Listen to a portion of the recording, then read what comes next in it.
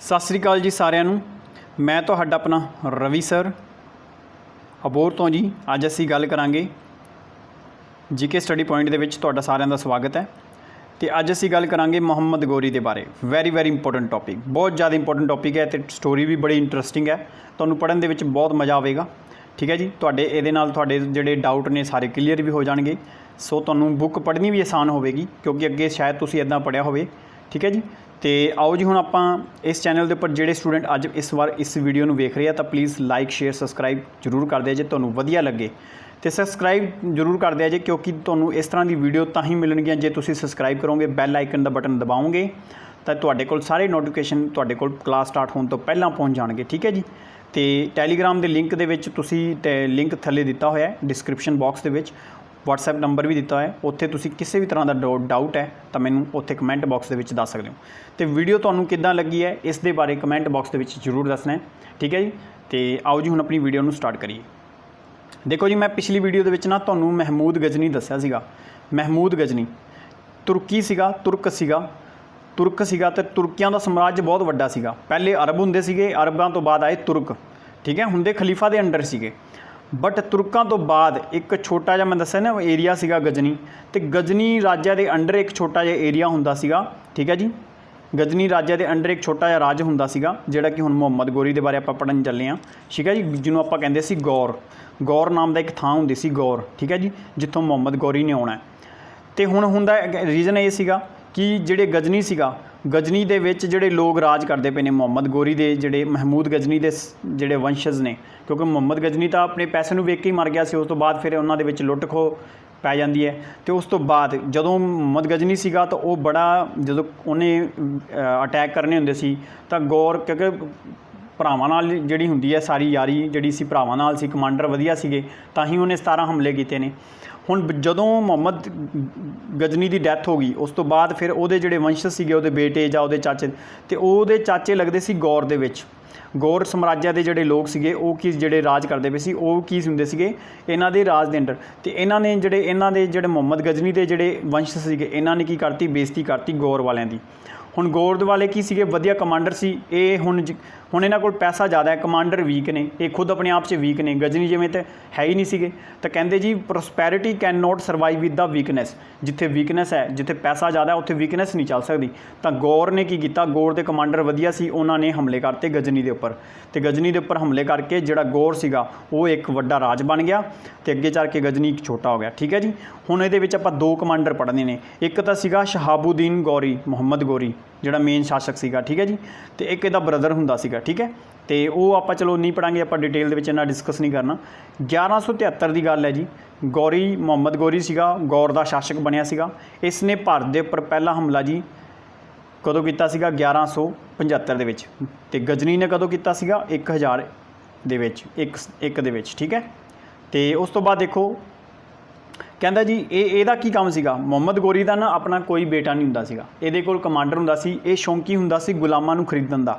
ਇਹ ਗੁਲਾਮ ਖਰੀਦਦਾ ਸੀਗਾ ਤੇ ਜਿੱਥੇ ਵੀ ਕੋਈ ਚੀਜ਼ ਜਿੱਤਦਾ ਸੀ ਉਹਨਾਂ ਨੂੰ ਦੇ ਦਿੰਦਾ ਸੀਗਾ। ਗੌਰੀ ਦਾ ਇਹ ਬਹੁਤ ਵੱਡਾ ਕੰਮ ਸੀਗਾ ਕਿ ਇਹ ਬਹੁਤ ਕਮਾਂਡਰ ਵੱਡੇ ਕਮਾਂਡਰ ਜਿਹੜੇ ਹੁੰਦੇ ਸੀ ਉਹਨਾਂ ਨੂੰ ਖਰੀਦ ਲੈਂਦਾ ਸੀਗਾ। ਠੀਕ ਹੈ ਜੀ, तो उस तो बाद तुसीं वेखोगे तो फिर उस तो बाद इन्हें जो आक्रमण किया तो पहला जो मैं दस्सिया सी ना उदों सिंध हुंदा सीगा। बाद दे विच जदों मुस्लिम एंटर हो गए सिंध दे विच, उन्होंने जिहड़ा उत्थे मुल्तान शहर जिहड़ा है वो फेमस करता तो मुल्तान जित्तिया सीगा गौरी ने। ठीक है, हिंदुस्तान दे विच। तो दूजा अटैक कदों कीता सी 1178 दे विच पाटन गुजरात दे विच।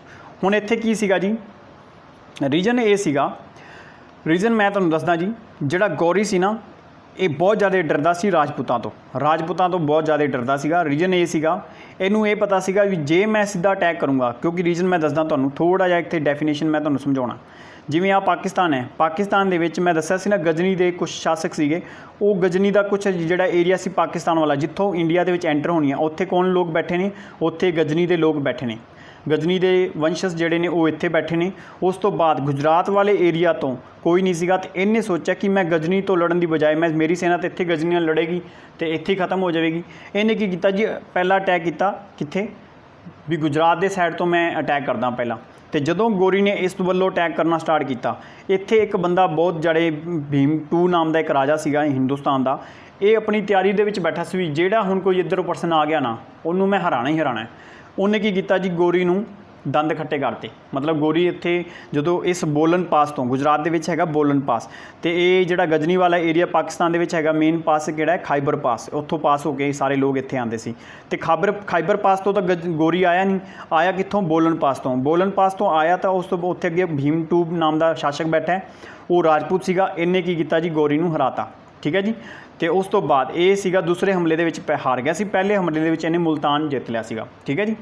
ਅਤੇ ਉਸ ਤੋਂ ਬਾਅਦ ਮੁਹੰਮਦ ਗੋਰੀ ਦਾ ਮੇਨ ਲੜਾਈ ਸੀਗੀ ਉਹ ਕਿਹਦੇ ਨਾਲ ਸੀਗੀ, ਪ੍ਰਿਥਵੀ ਰਾਜ ਚੌਹਾਨ ਦੇ ਨਾਲ। ਹੁਣ ਯਾਦ ਰੱਖਿਆ ਜੀ, ਦਿੱਲੀ ਮੇਨ ਹੈ, ਦਿੱਲੀ ਨੂੰ ਜਿਹੜਾ ਮੇਨ, ਦਿੱਲੀ ਦਾ ਪੁਰਾਣਾ ਨਾਮ ਸੀ ਇੰਦਰਪ੍ਰਸਥ ਇਹਦਾ ਪੁਰਾਣਾ ਨਾਮ ਸੀਗਾ। ਅੱਛਾ, ਇੱਥੇ ਕਿਹੜੇ ਰਾਜਿਆਂ ਨੇ ਰਾਜ ਕੀਤਾ ਸੀ, ਇਹਨੂੰ ਵਸਾਇਆ ਕਿੰਨੇ ਸੀ, ਤੋਮਰ ਨਾਮ ਦੇ ਰਾਜੇ ਸੀਗੇ, ਤੋਮਰ ਸ਼ਾਸਕ, ਤੋਮਰ ਡਾਇਨੈਸਟੀ ਮਤਲਬ ਵੰਸ਼ ਦੇ ਰਾਜੇ ਸੀਗੇ।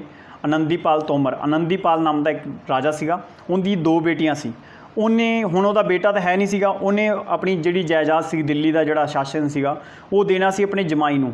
ਇੱਕ ਤਾਂ ਜਮਾਈ ਉਹਦਾ ਬਣਿਆ ਸੀ ਪ੍ਰਿਥਵੀ ਰਾਜ ਚੌਹਾਨ, ਜਿਹੜਾ ਕਿ ਅਜਮੇਰ ਸਾਈਡ ਤੋਂ ਸੀਗਾ। ਇੱਕ ਉਹਦਾ ਬੇਟਾ ਬਣਿਆ ਸੀ, ਜਮਾਈ ਬਣਿਆ ਸੀ ਜੈਚੰਦ।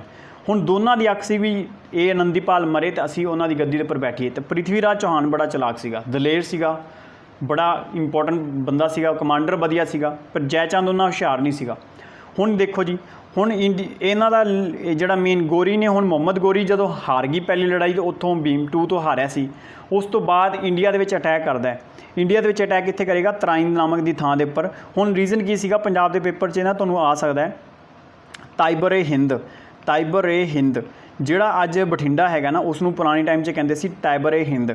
ਇਸ ਦੀ ਇੱਥੇ ਪਾਣੀ ਦੇ ਇਸ਼ੂ ਲੈ ਕੇ, ਇਸ ਦੇ ਪਾਣੀ ਦੇ ਵਿਵਾਦ ਨੂੰ ਲੈ ਕੇ, ਇੱਥੇ ਨਦੀ ਦੇ ਇਸ਼ੂ ਨੂੰ ਲੈ ਕੇ ਇੱਥੇ ਲੜਾਈ ਹੋਈ ਸੀ। ਕਿਹਦੇ ਨਾਲ, ਗੌਰੀ ਤੇ ਪ੍ਰਿਥਵੀ ਰਾਜ ਚੌਹਾਨ ਦੇ ਬਾਰੇ। ਹੁਣ ਪ੍ਰਿਥਵੀ ਰਾਜ ਚੌਹਾਨ ਦੇ ਵਿੱਚ ਸਾਹਸ ਬੜਾ ਸੀਗਾ, ਟੈਂਪਰਾਮੈਂਟ ਕਹਿੰਦੇ ਨਾ, ਸਾਹਸ ਬੜਾ ਸੀਗਾ, ਬਹੁਤ ਜ਼ਿਆਦਾ ਸਾਹਸ ਸੀਗਾ।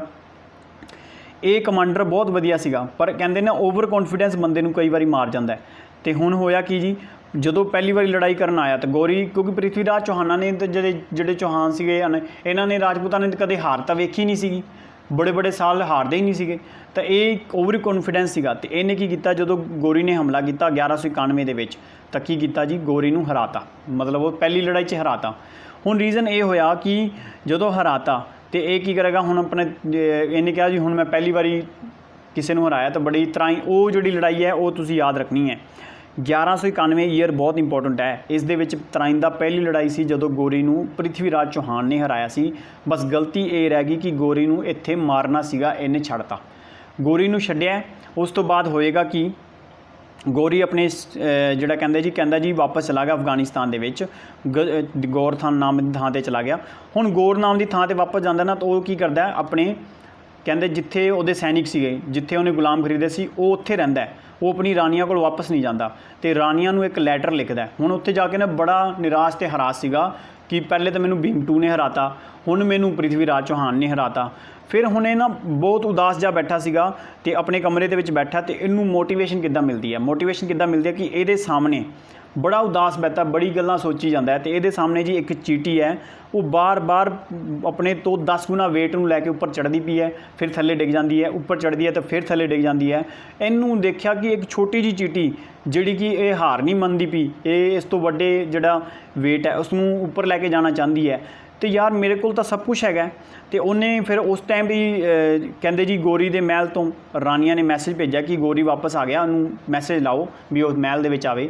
ਤਾਂ ਉੱਥੋਂ ਫਿਰ ਗੋਰੀ ਨੇ ਕੀ ਕੀਤਾ, ਆਪਣੇ ਤੰਬੂ ਦੇ ਵਿੱਚ ਜਿੱਥੇ ਉਹਦੇ ਸੈਨਿਕ ਰਹਿ ਰਹੇ ਸੀਗੇ, ਉੱਥੋਂ ਮੈਸੇਜ ਲਾਇਆ ਕਿ ਅਬ ਤੋਂ ਜਾਂ ਤਾਂ ਦਿੱਲੀ ਜਿੱਤेंगे, ਜਾਂ ਤਾਂ ਹੁਣ ਇੱਕ ਥਾਂ 'ਤੇ ਮਿਲਾਂਗੇ, ਜਾਂ ਤਾਂ ਦਿੱਲੀ ਦੇ ਵਿੱਚ ਬੈਠ ਕੇ ਆਪਾਂ ਵਧੀਆ ਉੱਥੇ ਡਿਨਰ ਕਰਾਂਗੇ, ਜਾਂ ਕੀ ਕਰਾਂਗੇ ਆਪਾਂ ਜੰਨਤ ਦੇ ਵਿੱਚ ਮਿਲਾਂਗੇ। ਅਤੇ ਇਸ ਤਰ੍ਹਾਂ ਗੋਰੀ ਨੂੰ ਮੋਟੀਵੇਸ਼ਨ ਆਈ। ਅਗਲੇ ਹੀ ਸਾਲ ਫਿਰ ਉਹਨੇ ਦੁਬਾਰਾ ਅਟੈਕ ਕਰਤਾ। ਅਗਲੇ ਸਾਲ ਤੂੰ ਸੋਚ ਕੇ ਦੇਖੋ ਕਿੰਨਾ ਬੈਸਟ ਕਮਾਂਡਰ ਹੈ। ਅਗਲੇ ਸਾਲ ਆਪਣੇ ਸਾਰੇ ਗੁਲਾਮ ਇਕੱਠੇ ਕੀਤੇ, ਗੋਰੀ ਨੇ ਫਿਰ ਅਟੈਕ ਕਰਿਆ। ਇੱਥੇ ਪ੍ਰਿਥਵੀ ਰਾਜ ਚੌਹਾਨ ਜੀ ਬੜੇ ਖੁਸ਼ ਮਿਜ਼ਾਜ ਦੇ ਵਿੱਚ ਆਪਣੀ ਪਾਰਟੀਆਂ ਕਰੀ ਜਾਂਦੇ ਨੇ। ਹੁਣ ਜਿਹੜਾ ਆਨੰਦੀਪਾਲ ਸੀਗਾ, ਉਹ ਜੈਚੰਦ ਅਤੇ ਪ੍ਰਿਥਵੀ ਰਾਜ ਚੌਹਾਨ ਦੇ ਵਿੱਚ ਸਭ ਤੋਂ ਜ਼ਿਆਦਾ ਚਾਨਣਾ ਕਿਹਦੀ ਕਰਦਾ ਸੀਗਾ, ਪ੍ਰਿਥਵੀ ਰਾਜ ਚੌਹਾਨ ਦੀ। ਅਤੇ ਉਹਨੂੰ ਫਿਰ ਜਦੋਂ ਜੈਚੰਦ ਕੀ ਸੀਗਾ, ਪਹਿਲੀ ਲੜਾਈ ਦੇ ਵਿੱਚ ਤਾਂ ਪ੍ਰਿਥਵੀ ਰਾਜ ਚੌਹਾਨ ਦੇ ਨਾਲ ਸੀਗਾ, ਤਾਂ ਉਦੋਂ ਤਾਂ ਯੁੱਧ ਜਿੱਤ ਗਏ। ਪਰ ਜਦੋਂ ਜੈਚੰਦ ਨੂੰ ਪਤਾ ਲੱਗ ਗਿਆ ਵੀ ਦਿੱਲੀ ਤਾਂ ਮੈਨੂੰ ਮਿਲਦੀ ਨਹੀਂ, ਠੀਕ ਹੈ ਜੀ, ਦਿੱਲੀ ਤਾਂ ਜਾਣੀ ਹੈ ਪ੍ਰਿਥਵੀ ਰਾਜ ਚੌਹਾਨ ਨੂੰ, ਅਤੇ ਉਹਨੇ ਕੀ ਕੀਤਾ ਜੀ, ਗੋਰੀ ਦਾ ਸਾਥ ਦੇਤਾ। ਗੋਰੀ ਦਾ ਸਾਥ ਦੇਵੇਗਾ।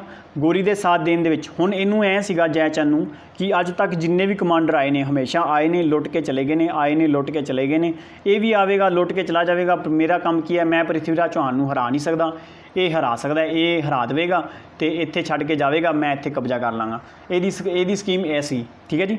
ਪਰ ਰੀਜ਼ਨ ਕੀ ਹੋਇਆ, ਦੂਸਰੀ ਲੜਾਈ ਜਿਹੜੀ 1192 ਦੇ ਵਿੱਚ ਹੋਈ, ਉਹਦੇ ਵਿੱਚ ਪ੍ਰਿਥਵੀਰਾਜ ਚੌਹਾਨ ਹਾਰ ਗਿਆ ਤੇ ਗੋਰੀ ਇੱਥੇ ਵਿਜयी ਹੋ ਗਿਆ, ਮਤਲਬ ਗੋਰੀ ਜਿੱਤ ਗਿਆ। ਉਸ ਤੋਂ ਬਾਅਦ ਜਦੋਂ ਇੱਥੇ ਗੋਰੀ ਗਿਆ ਨਹੀਂ ਤਾਂ ਗੋਰੀ ਨੇ ਕੀ ਕੀਤਾ, ਗੋਰੀ ਦੇ ਨਾਲ ਇੱਥੇ ਉਹਨੂੰ ਤੇ ਆਪਣੇ ਗੁਲਾਮਾਂ ਨੂੰ ਜਾਇਦਾਦ ਦੇਣੀ ਸੀ। ਹੁਣ ਗੋਰੀ ਨੇ ਫਿਰ ਕੀ ਕੀਤਾ ਜੀ, ਜੈਚੰਦ ਨੂੰ ਵੀ ਹਰਾਇਆ। ਜੈਚੰਦ ਨੇ ਬਗਾਵਤ ਖੇਡਤੀ ਕਿ ਗੋਰੀ ਤਾਂ ਵਾਪਸ ਗਿਆ ਨਹੀਂ, ਫਿਰ ਇਹਨੇ ਆਪਣੇ ਆਪ ਯੁੱਧ ਛੇੜਤਾ ਤੇ ਗੋਰੀ ਨੇ ਚੰਦਾਵਰ ਦੇ ਯੁੱਧ ਦੇ ਵਿੱਚ ਗੋਰੀ ਦੇ ਖਿਲਾਫ ਗੋਰੀ ਦੀ ਲੜਾਈ ਹੋਈ ਜੈਚੰਦ ਦੇ ਖਿਲਾਫ। ਉਹਦੇ ਵਿੱਚ 2 ਸਾਲ ਬਾਅਦ ਗੋਰੀ ਉਹਦੇ ਵਿੱਚ ਵੀ ਵਿਜयी ਹੋ ਗਿਆ। ਤਾਂ ਦਿੱਲੀ ਕਿੰਨੇ ਜਿੱਤ ਲਈ ਸੀ, ਗੋਰੀ ਨੇ, ਠੀਕ ਹੈ ਜੀ। ਇਸ ਤਰ੍ਹਾਂ ਗੋਰੀ ਜਿੱਤਿਆ ਸੀਗਾ। ਮੁਹੰਮਦ ਗੋਰੀ ਜਦੋਂ ਜਿੱਤਿਆ ਤੇ ਇਹ ਜਿਹੜਾ ਸ਼ਾਸਨ ਸੀਗਾ ਇਹ ਆਪਣੇ ਗੁਲਾਮ ਸੈਨਾਪਤੀਆਂ ਨੂੰ ਦੇਤਾ, ਠੀਕ ਹੈ। ਤੇ ਆਪ ਕਿੱਥੇ ਚਲਾ ਗਿਆ, ਗਜਨੀ ਦੇ ਵਿੱਚ, ਵਾਪਸ ਗੌੜ ਨਾਮ ਦੀ ਥਾਂ ਦੇ ਉੱਪਰ। ਤੇ ਮੁਹੰਮਦ ਗੋਰੀ ਦੀ ਜਿਹੜੀ ਹੱਤਿਆ ਸੀਗੀ ਉਹ ਕਹਿੰਦੇ ਜੀ 1206 ਦੇ ਵਿੱਚ ਹੋ ਗਈ ਸੀ। ਤੇ ਉਸ ਤੋਂ ਬਾਅਦ ਕਹਿੰਦੇ ਆ ਜੀ ਕਿ ਇਹ ਜਿਹੜਾ ਪਰਸਨ ਹੈ ਜਿਹੜਾ ਆਪਣੀ ਸ਼ਾਸਨ ਦੇ ਕੇ ਗਿਆ ਸੀ ਉਹ ਕਿਹਨੂੰ ਦੇ ਕੇ ਜਾਵੇਗਾ। 2 ਕਮਾਂਡਰ ਯਾਦ ਰੱਖਣੇ ਨੇ ਆਪਾਂ, 2 ਕਮਾਂਡਰ ਯਾਦ ਰੱਖਣੇ ਨੇ। ਇੱਕ ਤਾਂ ਸੀਗਾ ਬਖਤਿਆਰ ਖਿਲਜੀ ਸੀਗਾ, ਬਖਤਿਆਰ ਕਾਕੀ ਸੀਗਾ, ਮਤਲਬ ਬਖਤਿਆਰ ਖਿਲਜੀ ਸੀਗਾ, ਠੀਕ ਹੈ। ਤੇ ਉਹ ਇੱਕ ਸੀਗਾ ਕੁਤੁਬਦੀਨ ਏਬਕ, ਠੀਕ ਹੈ।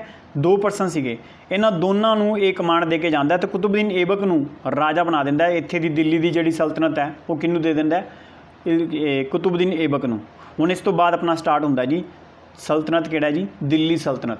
ਹੁਣ ਦਿੱਲੀ ਸਲਤਨਤ ਹੈ ਕੀ ਚੀਜ਼, ਇੱਥੇ ਮੈਂ ਦੱਸੂਗਾ ਤੁਹਾਨੂੰ ਉਹ 2 ਗੁਲਾਮਾਂ ਦੇ ਬਾਰੇ ਵੀ, ਠੀਕ ਹੈ ਜੀ। ਹੁਣ ਦੇਖੋ ਗੋਰੀ ਦੀ ਤਾਂ ਡੈਥ ਹੋ ਜਾਂਦੀ 1206 ਦੇ ਵਿੱਚ। ਹੁਣ ਦਿੱਲੀ ਦੇ ਵਿੱਚ ਦਿੱਲੀ ਜਿੱਤ ਲਈ ਹੈ, ਦਿੱਲੀ ਦੇ ਵਿੱਚ ਕਿੰਨੇ ਸ਼ਾਸਨ ਆ ਗਿਆ। ਹੁਣ ਇੱਥੇ ਕੀ ਸੀਗਾ ਜੀ, ਆਪਣੇ ਨਾਲ ਗੁਲਾਮ ਲੈ ਕੇ ਆਏ ਸੀ ਤੇ ਗੁਲਾਮਾਂ ਨੂੰ ਇੱਥੇ ਗੱਦੀ ਦੇ ਉੱਪਰ ਬਿਠਾਤਾ। ਹੁਣ ਗੁਲਾਮਾਂ ਨੇ ਕੀ ਕਰਨਾ ਹੈ ਜੀ, ਰਾਜਾ ਬਣ ਕੇ ਦਿਖਾਉਣਾ ਹੈ। ਹੁਣ ਇਹ ਸੱਤਾ ਸੰਭਾਲਣੀ ਹੈ, ਕਿਹਨਾਂ ਦੇ ਅੰਡਰ ਆ ਗਈ ਹੈ, ਗੁਲਾਮਾਂ ਦੇ ਅੰਡਰ ਆ ਗਈ ਹੈ। ਉਸ ਨੂੰ ਸੰਭਾਲਣ ਵਾਸਤੇ ਇੱਥੇ ਸਭ ਤੋਂ ਪਹਿਲਾਂ ਜਿਹੜਾ ਵੰਸ਼ ਚੱਲੂਗਾ ਉਹ ਚੱਲੇਗਾ ਗੁਲਾਮ ਵੰਸ਼, ਜਿਹਨੂੰ ਆਪਾਂ ਕਹਿ ਦਿੰਦੇ ਹਾਂ ਸਲੇਵ ਡਾਇਨੈਸਟੀ ਜਾਂ ਮਮਲੂਕ ਵੰਸ਼। ਕਈ ਪੇਪਰ 'ਚ ਲਿਖਿਆ ਹੁੰਦਾ ਮਮਲੂਕ ਵੰਸ਼ ਕੁਐਸਚਨ ਦੇ ਵਿੱਚ, ਠੀਕ ਹੈ। ਇਹ ਵੀ ਤੁਸੀਂ ਯਾਦ ਰੱਖਣਾ। ਹੁਣ ਉਸ ਤੋਂ ਬਾਅਦ ਗੁਲਾਮ ਵੰਸ਼ ਜੀ ਸੀਗਾ।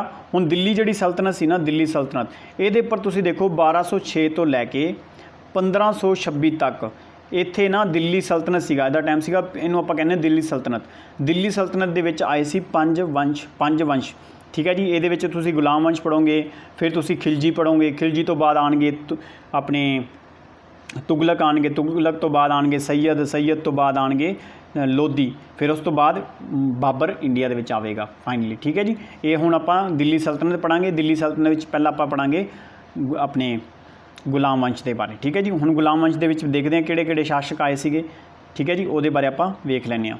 ਤੇ ਸਭ ਤੋਂ ਪਹਿਲਾਂ ਆਪਾਂ ਪੜ੍ਹਦੇ ਹਾਂ ਗੁਲਾਮ ਵੰਸ਼ ਦੇ ਬਾਰੇ। ਗੁਲਾਮ ਵੰਸ਼ ਦੀ ਸਟਾਰਟਿੰਗ ਕਦੋਂ ਹੋਈ ਸੀ? ਗੁਲਾਮ ਵੰਸ਼ ਦੀ ਜਿਹੜੀ ਸਥਾਪਨਾ ਸੀ ਉਹ ਕੀਤੀ ਸੀ 1206 ਦੇ ਵਿੱਚ। ਕੁਤੁਬਦੀਨ ਏਬਕ ਨਾਮ ਦਾ ਸ਼ਾਸਕ ਸੀਗਾ ਜਿਹਨੇ ਕੀ ਬਣਵਾਈ ਸੀ। ਇਹ ਕੀ ਸੀਗਾ ਜੀ, ਗੋਰੀ ਦਾ ਬਹੁਤ ਫੇਮਸ ਗੁਲਾਮ ਸੀਗਾ। ਐਕਚੁਅਲ ਦੇ ਵਿੱਚ ਗੁਲਾਮਾਂ ਨੂੰ ਫਾਰਸੀ ਦੇ ਵਿੱਚ ਬਦਗਾ ਕਿਹਾ ਜਾਂਦਾ ਸੀਗਾ, ਬਦਗਾ, ਠੀਕ ਹੈ ਜੀ। ਤੇ ਇਹ ਕੀ ਕਰਦੇ ਸੀ, ਇਹਨਾਂ ਨੂੰ ਜਿਹੜੇ ਬਦਗਾ ਹੁੰਦੇ ਸੀ ਉਹ ਕੀ ਕਰਦੇ ਸੀ, ਸੈਨਿਕ ਦੇ ਵਿੱਚ ਸੇਵਾ ਦਿੰਦੇ ਸੀਗੇ। ਬਦਗਾ ਨਾਮ ਦਾ ਪਰਸਨ, ਮਤਲਬ ਅੱਜ ਤੁਸੀਂ ਮੰਨ ਲਓ ਜਿਵੇਂ ਜੋਬ ਲੱਗੋਗੇ ਤਾਂ ਸਰਕਾਰ ਵਾਸਤੇ ਤੁਸੀਂ ਕੀ ਹੋ, ਪਬਲਿਕ ਸਰਵੈਂਟ, ਤੁਸੀਂ ਕੰਮ ਹੀ ਕਰਨਾ ਪੈਸੇ ਦੇ ਉੱਪਰ। ਇਸੇ ਤਰ੍ਹਾਂ ਹੀ ਇਹਨਾਂ ਨੂੰ ਕਿਹਾ ਜਾਂਦਾ ਸੀਗਾ।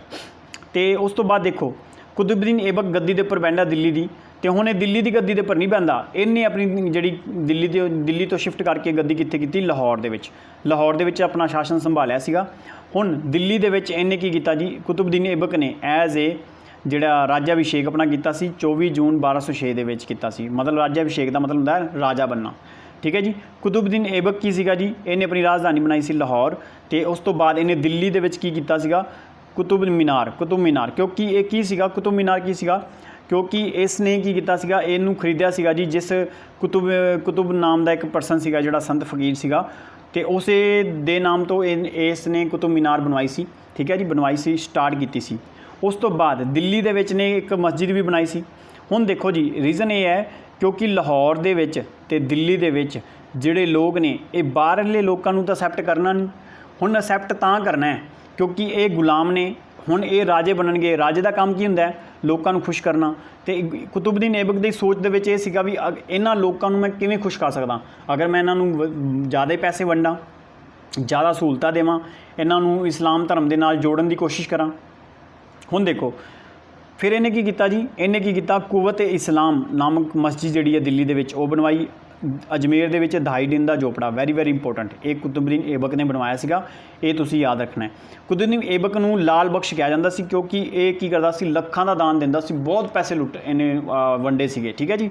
तो उस तो बाद हुण फिर इन्हें की किया जी, बख्तियार खिलजी जिहड़ा सैकेंड कमांडर सीगा गौरी दा जिसने की किया जी नालंदा विश्वविद्यालय, ये की चल पिया दिल्ली लाहौर दे विच तां कुतुबुद्दीन ऐबक ने सारी सत्ता संभाल ली।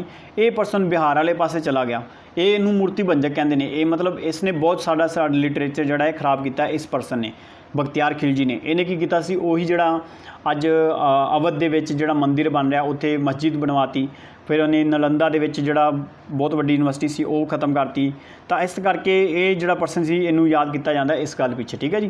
तो उस तो बाद कुतुबुद्दीन ऐबक की जिहड़ी डैथ सीगी, इन्हें मतलब 1206 दे विच तां गद्दी दे उपर बैठा ही सीगा, ते 10 दे विच डैथ हो जाती। 4 सालों के विच इहनूं बड़े वधिया काम करने की कोशिश की सी इन्हें, ताकि जिहड़े इहदे लोग ने इहदे लई खुश हो जाण।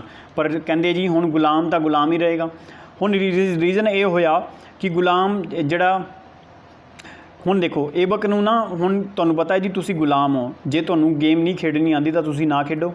हुण ये तुहानूं पता है जी राजिਆਂ ਲਈ ਜਿਹੜੇ शौक ने वो राजे ही कर सकते हैं, गुलाम कदे नहीं कर सकते। ये गुलाम सीगा, इन्हें राजिਆਂ वाला शौक करने की कोशिश की, मतलब चौगान खेलने की कोशिश की, तुसीं जिन्हों आपां कहने पोलो गेम वो खेडन की कोशिश की। उत्थे की है जी जिहड़ा घोड़े तो डिग के फिर जो गुलाम सीगा नहीं चलाउणा आंदा सी, खेडनी गेम नहीं आउंदी सी, उत्थों डिग के फिर मर गया। तो फाइनली इहनूं लाहौर दे विच दफना दिता गया। उस तो बाद इहदा बेटा सी आराम शाह, वो बेचारा आराम करता ही रह गया क्योंकि आराम जिहड़ा 8 महीने वास्ते उन्हें शासन किया सी। आराम शाह की फिर उहदी हत्या की सी, उहदे ही गुलाम वो सीगा इल्तुतमिश। 1200 कहते जी 11 दे विच दिल्ली की गद्दी के उपर बैठेगा। हुण इल्तुतमिश के बारे आपां पढ़ांगे। इल्तुतमिश बहुत बड़ा कमांडर सीगा, ठीक है जी, वो बारे आपां पढ़ना है।